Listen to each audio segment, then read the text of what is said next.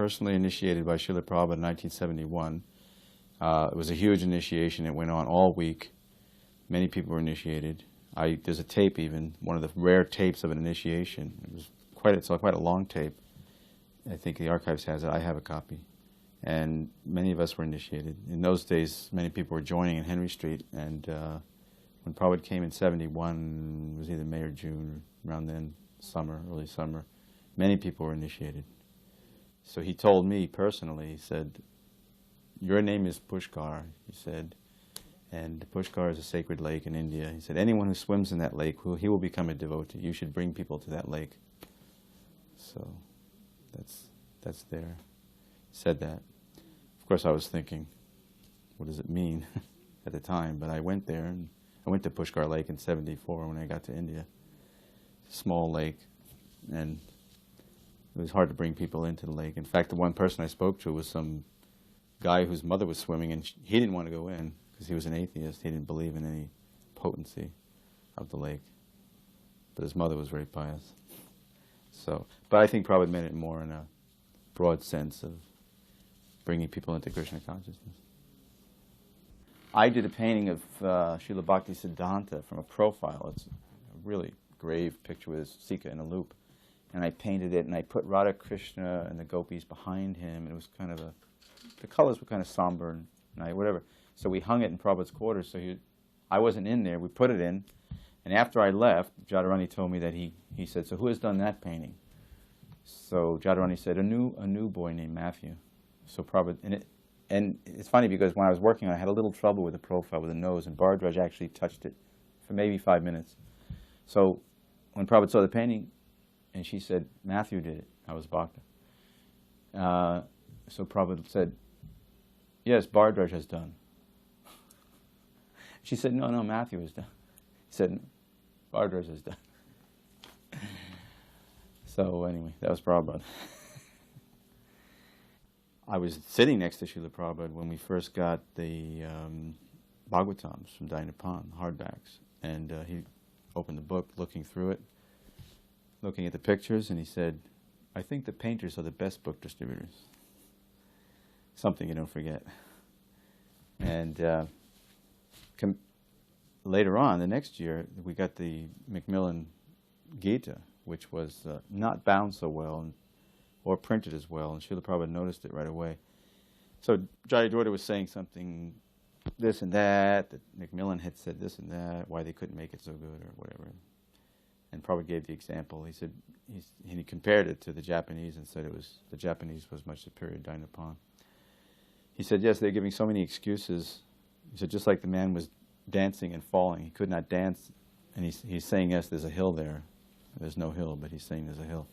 He said, and they're simply after money. Put his hands up like that, fingers. He said, they're simply after money. So in Mayapur, when I finally went, Prabhupada wanted us to decorate the doors, and I was doing a mural in the temple room of Panchatattva next to where the old temple room was in Mayapur. So on one occasion, when I was painting a door, it was Krishna Balaram jumping off the big mountain from Krishna. I was just copying it on the door. They're still there. I actually varnished them in '94, finally, after the half wore off. So Prabhupada walked around. He was walking. If you know Mayapur, there was no one around, just Prabhupada and me. I was painting on a door. As you come up the steps to the second floor, on the left, if you make a left, I was painting one of those doors, like I think the second door down on your left, on Prabhupada's side of the veranda. So he was heading around the opposite side, his side, and then coming to the front and around, kind of, circumambulating. So he came to me, and I was up on a box or a chair painting, and he stopped. He was changing job, he stopped and said, how long this has taken you? And I felt really ridiculous, because I immediately felt like I should have done this in 1/10 the time. I said, Prabhupada, it's taken a week. I'm very slow. So he said, slowly but surely. He just kept walking, very cool and relaxed. Another time, I did a big picture of Prabhupada. It's still there in Mayapur. And when he saw it, he liked that. And I came in, and he was saying, yes, so you're an expert. You should simply paint in disciplic succession. you'll go back to Godhead. And he said, another time, I had done a picture, it's still there, of Bhaktisiddhanta Saraswati sitting in a carved wooden chair. And somehow he liked that painting. And I believe it was 75. Anyway, everyone had gone to see Prabhupada. It was very crowded, all the sannyasis and everything. So I didn't bother to try to go in. But later, after they dispersed, they told me, oh, Prabhupada really liked your painting. He wants to see you. So I was thinking, well, I just can't walk in there. So I didn't think about it. And then maybe at the end of the day or the next day, someone said, Prabhupada wants to see you, and Bhardraj should come in. You know. So we went in there, just me and Bhardraj. Unfortunately, there was nobody taping or anything, but we were in there for like 40, 45 minutes, and he was just talking about painting the whole time, art. And some of the things I remember, especially he mentioned this painting we have in New Dwarka that's above, in the deities, right above the deities. Apparently Prabhupada wasn't so pleased with it, because Bhardraj and Prabhupada were discussing whether or not Western artists could do the wall, work on the wall, or bringing Indians to America to do other things. And he said, yes, but you have spent so much money to bring that man. He has done that painting above the above the deities. And he said, we are not interested in so much minuteness. Couldn't forget it. He said, we are not interested in so much minuteness. And that's the way he described that painting. Then he said, if a child paints Krishna, no one criticizes, because there's bhava, meaning feeling, not like Mahabhava, but bhava meaning feeling. He said, just like Jadharani, and he said, in the beginning she was not very expert. And then he put his finger up and he said, and still, always painting big, big hairs, because there were a few paintings she did that he didn't like with long hair. He said, women, they like this big, big hair and beard. He said, he wasn't so much into that. And he said, when he was talking about our men doing work, he said, our men cannot do work in India. He said, because there was one other devotee, Anakadundabhi, and we'd get up very early, and we used to do night guard, and Prabhupada would see him, and he'd be kind of nodding off sometimes while he was painting, and Prabhupada imitated him. He said, 3 hours for one line, and he went like that. Prabhupada went like that. And then finally at the end, he asked me, he said, so you have done this painting of my Guru Maharaj? So I immediately felt like, below zero, like I couldn't take. Prabhupada had a way of making you feel like you just couldn't take credit for anything. Really, you could immediately understand that you're an instrument, because just by his potency, if he said, so you have done, you think, gee, did I do that? You'd actually have to ask yourself. I just shrugged my shoulder and said, yeah. So he looked at Bhardraj and he said, Bhardraj, I think he is even more expert painter than you, which was a way of encouraging and joking with people. It was very nice. Also, there was a time in Calcutta when anyone who was around in those days knows it wasn't that easy to get to see Srila Prabhupada. There were some heavy sannyasis, and they used to kind of guard him, and more or less, you were just kind of a prop or an extra in the movie, and they were kind of the stars. So luckily one time, and I think it was September of '74, all the powers that be were not in the Calcutta temple. And I'm just sitting, minding my own business on the balcony, the veranda of Calcutta temple, outside Prabhupada's room. And it was only a curtain. There was no door. Suddenly, Shuddhakirti appeared on our side of the curtain, and he said, hey, Prabhupada's just sitting in there if anybody wants to come in. So first I thought, whoa. But then I realized that Chutananda was there, so I didn't feel so weird going in alone. Chutananda went in with me. And I remember that whole time was when Hansadutta was doing something strange, collecting money, and they were complaining to Prabhupada, Gargamuni and Chutananda, because it was Chutananda's record and he was selling it and keeping the money. So they were constantly badgering Prabhupada, and he was very tolerant and didn't say anything. So as soon as we came in, the first thing that Chutananda said, again, he said, Prabhupada, it seems like although the Japanese and Germans lost World War II, they've taken over ISKCON. And I'm thinking, what's this guy talking to Prabhupada about? So Prabhupada looked at him quizzically like, what are you talking about? And he said, well, Hansadutta, he's a German, And Balaram's wife's Japanese, and they're just like, they're destroying, the movement or something. So Prabhupada just said, why are you so concerned what this man does, that man does? He said, your relation is with the Guru. He said, it doesn't matter what this man does, that man. He said, and he quoted, Yasha Devi Parabhaktir Yata Devi Tataguru. If you have faith in the Guru, then everything will be revealed to you. Faith in the Vedas and the Guru. So it's a very, very instructive, because, it's something you just can't forget. Because sometimes we hear so many excuses, this man did this to me, and that man did that. Probably wouldn't take that. That doesn't stand up. Probably doesn't acknowledge that. There is friction, it's true, you can't ignore it. But ultimately it's up to us, and the relation is with the Guru, even though there may be so many failures, even caused by so-called God brothers or something. But they're just temporary setbacks. It really has anything to do with your real Krishna consciousness. Once I remember in Mayapur that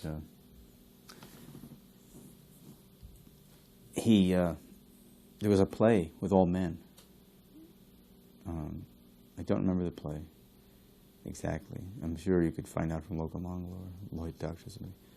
Anyway, at the end of the play, Prabhupada said, yes, this is how a play should be, only men, no women. He said, just like, and he told a story, he said, Lord Chaitanya was running, he heard that Devi singing, and he ran in thorn bushes, and Govinda caught him because he was running toward a woman. He didn't know, he was just thinking of Krishna. And so then he said, yes, if I'd have touched a woman, I would have died. Lord Chaitanya told Govinda, you have saved me. So he said, plays should just be with men. Because the day before, there'd been a play with women, and Prabhupada seemed to appreciate it, but then he gave this other little lila instruction. One time, Gargamuni had arranged the Javeri sisters. They were very well-known Manipuri dancers, the most well-known, in 75, and they started putting their dance on in front of the deities, Radha Madhava, in Mayapur. And Prabhupada was sitting, and there was Panchadevita and Vishnu Jan. I don't know if there were any other swamis, but definitely they were there. I remember them looking very embarrassed. They didn't know whether to look at these women had big hoops for skirts. It's not like they were doing any kind of, but they were women. And sannyasis not supposed to see women dancing. Anyway, so they were looking at Prabhupada and feeling a little embarrassed. And you couldn't tell, Prabhupada, because the deities were there, and he was looking at the deities. But just after their little intermission, Prabhupada got up and left. And the sannyasis immediately felt relieved, I was at one historical walk in Mayapur when Prabhupada suddenly announced, there was only one building, so we were walking, and he said, so there should be a wall here, and there should be a lake here, a pukor, which we have now, and the wall. There should be rooms on the wall, and then here there should be a very large prasadam pavilion. And I was totally bewildered. What is he talking about? One of the things I used to enjoy in Mayapur was looking out and feeling like I could have been in Lord Chaitanya's time, because there was no modern building at all. It could have been the 10th century or the 1st century. You only could see the Gaudiya Math temples. That's it. So kind of like I was thinking, wow. And within 2 months, a little more than 2 or 3 months, all that stuff was there. The Prabhupada's potency. They had 24-hour shifts just working and building. And Prabhupada was saying how the Bengalis could live in the wall. They could come from the village and they could live in there. And previously I was always complaining to the Bhavananda and Jayapataka, so many outsiders would walk on our property, and there were so many dogs. But the first thing I remember Prabhupada said, why are these outsiders walking on our property? Our men have spent so much money to build this. Why any outsiders should walk on this property? There should be walls around. But I didn't expect such a dramatic turn of events. Actually, Bhavananda looked at me from the side, because he had this attitude that it was Mayapur's spiritual world, that everybody walk on it, and he didn't like the idea of me complaining. But he looked at me with like a slight smile afterward. First thing Prabhupada said when he went out on the walk was, why they're walking on our property. Then he started with talking about the walls and all that.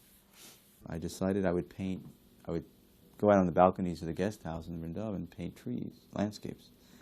And I wasn't really thinking of Krishna specifically.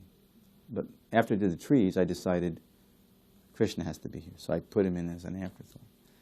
And I put some boys in. So then I thought the painting was okay. I wanted to show it to Prabhupada. So finally got an appointment with Prabhupada. I brought the painting in up. It was like on a balcony that faced the alleyway there. There's a few balconies up in Prabhupada's quarters. And he looked at it for quite a while. And I was starting to get really nervous. He's looking and he's looking. Finally he said, "What is the idea?" And I started to feel real dumb. And I couldn't say anything. I just said, well, Prabhupada, Krishna is playing his flute on the banks of Yamuna, and there's some boys. And he said, "What is the idea again?" He said to me. I said, "Oh, man." I said, Krishna's pastimes are, Krishna's unlimited, like that. He said, "Yes, Krishna is unlimited, but you are limited. Stick to the book." And he asked me what verse it was even before. He said, "What verse is it?" And I was like, I'd memorized hundreds of verses, and I couldn't say anything. I said, "Well, there's some descriptions." Somehow or other, he didn't like that painting. There's no way around it. He said, "Stick to the book." And so I just wanted to see, I knew I'd been sentenced, but I didn't know for how long. So I said, can this picture ever be used for books, just to see how much he hated it? He just he didn't say never, he just kind of a non-committal. Once coming up the steps in Mayapur, just at dusk, or just past dusk, it was generally nothing, it was quiet up there, second floor of the Lotus building. But then I came up, I was on my way up to the next floor, Brahmachari quarters, but I noticed there was a flurry, there was something going on, so I started walking towards Prabhupada's room, and I see there's Prabhupada leaning on the balcony, like that, at the end, very end. And I paid obeisances, and I got a little closer, and someone started telling me, "Oh, there's a snake." Prabhupada saw a snake. And I think Japataka told the story, but from my angle, my perception was, I just stood there. I didn't know what was going on, but the snake, the snake, it was like kind of scary. Cobras, there were other snakes, poisonous snakes, and they had flashlights, and they were looking here and there, and then I was kind of real close to Prabhupada, and I wasn't looking for anything. They were all running around. So after a couple minutes, Prabhupada was leaning, and he just said, "So many men for one snake." It's like they all stopped in the tracks. They felt a little embarrassed, like they were overly concerned. Suddenly, Prabhupada exhibited this, his amazing detachment. He said, "So many men for one snake." So, and Pradyumna was particularly disturbed because he lived on the floor with Prabhupada, or he was just like that. And I remember him saying, "Well, where am I going to sleep? The snake could come and get us at night. Maybe I'm going to sleep upstairs or on a shelf." Big shelves, but it's kind of weird, sleeping on a shelf. So I didn't think about it. And then the next morning, I got to Prabhupada's room just as he was going to go on his walk. The door opened, and Prabhupada was standing there, and the sun was glinting off his eye. And he said, and I'd forgotten all about the snake. The first thing Prabhupada said was, "Anyone was bit by the snake?" He had a little slight wry smile on his face. Then he walked to the steps, just stopped before going down the steps. And he said, "Pradyumna has fled." And to me it was so funny, because I had a vision of Pradyumna running down the dirt road toward the front of the property with a huge trunk of books. I mean, in other words, for Pradyumna to flee, because Prabhupada was always making fun of him because he had trunks of books everywhere he went. But that was I thought it was real funny the way Prabhupada said it. And then again, these were the Kunti prayers in the Bhagavatam class, so still you can hear it on the tape. I don't remember the exact verse, but then he got to a point where he said that we're feeling very safe in our 4-story marble building, but he said, "But the snake is there. And what is the snake? The snake is death." So that's an example of Prabhupada really utilizing. Another time, I don't know if it's the same walk, Jayapataka informed him that Gaur Govinda Swami was teaching Bengali to devotees. So then Prabhupada said, "Why Bengali?" So Jayapataka was kind of shocked. He thought, this is great. Finally, some of these Western, Jayapataka knew Bengali, but a lot of people didn't. So he said, well, we're in Bengal probably. Why can't we learn Bengali? And Prabhupada said, they should learn Hindi. It's better. He said, we do not care for Bengal. In Hindi, everyone speaks Hindi.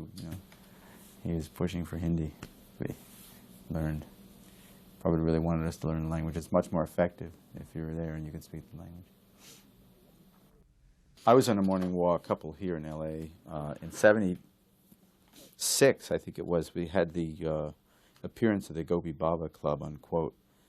And I was on a morning walk just at that time. Prabhupada was, especially he quoted one verse again and again, Deha smriti nahi jar samsar bandhan kahantar.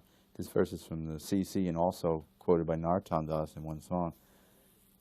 Narottam changed it a little bit, but basically means Deha smriti, remembrance of the body. Where is that remembrance? For one who is doesn't remember the body, then samsara is finished. So he was saying that how could anyone think that they could be absorbed in this Gopi Bhava and still be aware of their body?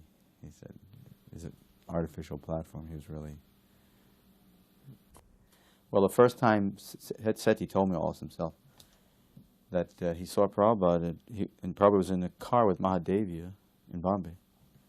And then Seti had just had a car accident, he had a big thing on his neck, and the doctor said he had to have it for 6 months. So then he was just introduced to Prabhupada. He said, this is Prabhupada, this is Mr. Seti. So he looked at Seti and he said, why do you have this on your neck? And he said, oh, the doctor said I need it for six months. He said, take it off, you don't need it. So Seti was thinking, what is this? How's this guy telling me to take this off? Doctors told me to wear it for 6 months. He took it off and he didn't need it. He was perfectly all right. Another one he told me was that his father was sick in Chandigarh.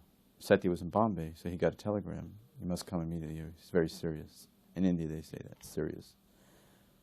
So he told Prabhupada, he said, Prabhupada, I'm going to Chandigarh. My father's very sick, serious. Prabhupada looked at him and said, he's not serious. He said, no, I just got a telegram. He said, he'll meet you at the bus station. So Seti didn't take it that seriously. He just jumped a train, then he had to take a bus. When he got to the bus station, his father was there. He was perfectly all right. But a big thing was, one time, Mrs. Nair came about 3 days before Mr. Nair, the famous rascal, tried to cheat Prabhupada. Mrs. Nair wasn't so bad. She came with an attorney to Seti's house. And she actually was respectful, and Prabhupada was talking to her and said, why is your husband so greedy? He only has a few days to live. So the man was dead in 3 days.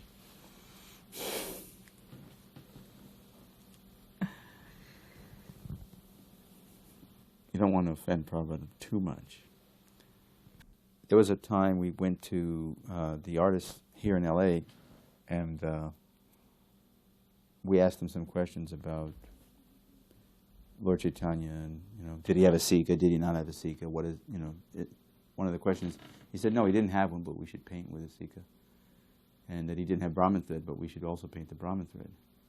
And apparently, I don't even know if he wore saffron. He might have worn a white dhoti, but we paint him with a saffron dhoti. But another thing he said was, braid is for a woman.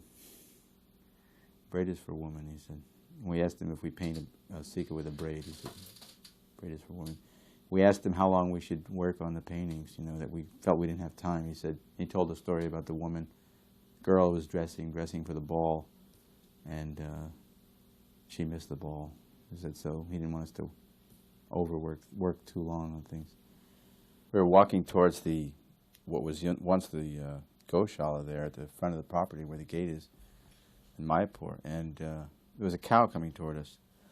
So I kind of glanced at it as my usual stupor, and suddenly Prabhupada lifted his cane and pointed it straight toward the cow, and he quoted the Chanakya Shlok that Nadinam Nakinam Chaiva Shringinyam. It means that one should be wary of animals that have horns and claws like that, because the cow has horns. And we didn't know at that time Prabhupada had been gored by a cow. So he's definitely concerned. But it sticks out in your head, in your mind.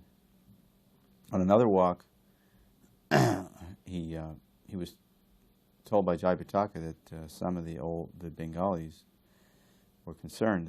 One had a daughter, he wanted her married, and he had no money for dowry.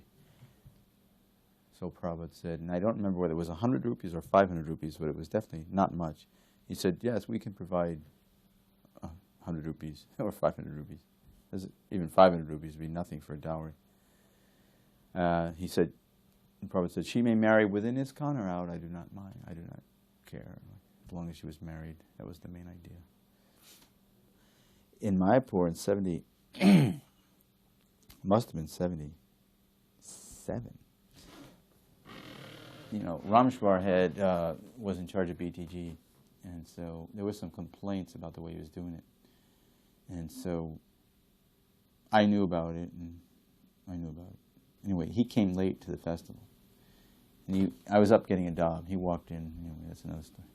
He asked me, so there's some complaints, and his chest out as usual. So, and I said, yeah, they say they're going to kick you off BTG, I just kind of like leveled at him like that. He very indignantly. Next thing I knew, I don't know how it ended up, but I was up there, and Prabhupada was getting a massage. It was Hari Shari, and he had his head down. And Rameshwar was there, and I was peeking as usual, and Prabhupada was holding up one of the magazines, and he said, why there's no Krishna painting here? There wasn't enough Krishna painting. He was complaining. So and I personally know that Rameshwar was very pleased with that magazine. In fact, he thought it was that particular illustration was, I think it's a scientist pouring it into a beaker, but I told him, I said, it looks like a scientist creating the universe. I don't think this is good. He said, this is the best illustration we've ever done. This was back in LA, and now we're back in Mayapur. And Prabhupada's complaining about that very magazine. So Rameshwar said, I didn't know anything about this, Prabhupada. I wasn't there when they did this. And Prabhupada wasn't even looking up at him. He was literally just had his head down. He was getting a massage. And so Prabhupada said, I am sending Satsvarup. He will bring back the old-fashioned Krishna consciousness. And Rameshwar was very upset. But he wanted to be in charge real bad. He said, but Prabhupada, he said, Prabhupada didn't look at him. He just, remember, he put his hand like this. He said, you speak with the GBC. And that was that. Once I was in Prabhupada's quarters, and he was all very weak then. A card arrived from Bali, from Allen Ginsberg. And in the card, Tamal Krishna read it to him that Allen Ginsberg said, I am in Bali practicing non-theistic Buddhism. And Buddhism is pretty non-theistic, anyway. But I heard of your, that you weren't so well, so I'm very concerned like that. So Prabhupada said in a very faint voice, he said, you can write to him, tell him to pray to his non-theistic deity for my improved health. A non-theistic deity. As far as Prabhupada is concerned, you've always got to have a deity, whatever you're doing. It's something you have to relate to. Is impersonal is out of the question. Je anilo premadana koruna prachu